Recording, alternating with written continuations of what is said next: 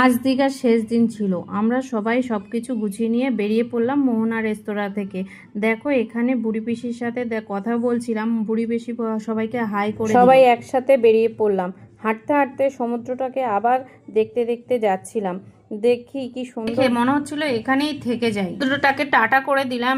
এবার বাসে উঠে পড়লাম। বাসে উঠে ছেলে বলছে আমি জানলার ধারে বসবো, দেখো হাত বাড়িয়ে রয়েছে। তারপর বাসে যেতে যেতে দেখি কত বন্যা হয়ে গেছে চারিদিকে, এত জল স্রোত ছিল বলার। বন্যা তো দেখে নিলাম, তারপর যেতে যেতে দেখি রাস্তার দুধারে এত নিম গাছ আছে, এত সুন্দর লাগছে। তারপর আমরা সবাই ব্লু আই রিসোর্টে পৌঁছে গেলাম।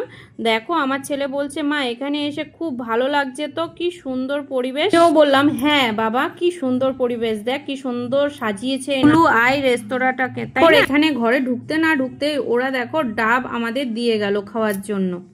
সবাই বললো চলো তাহলে বাগদা বীচ থেকে ঘুরে আসি। দেখো বাগদা বীচে আমরা যেতে যেতে দেখি কি সুন্দর, এদিকে ঝাউ গাছে ভর্তি ছিল, দেখতে খুব সুন্দর লাগছে। গিয়ে দোলনায় বসে কি আরাম করে দেখো চা খেয়ে নিলাম। দেখো দোলনায় বসে মজা করে নিলাম। ব্লু আইয়ে ফিরে এসে আমরা স্নান করে খেতে চলে গেলাম। দেখো আমাদের কত কিছু খেতে দিয়েছে, অনেক রকম দিয়েছে, এত কি খাওয়া যায়, তবু খেয়ে নিয়ে এসে বিশ্রাম না করতে দেখি সন্ধ্যা লেগে গেছে। সন্ধ্যাবেলা বেরিয়ে দেখি বীজটাকে কি সুন্দর আলো দিয়ে ওরা সাজিয়ে রেখেছে। আমার এই সারাদিনের ভিডিওটা তোমাদের কেমন লাগলো অবশ্যই কমেন্টে আমাকে জানিয়ে দিও।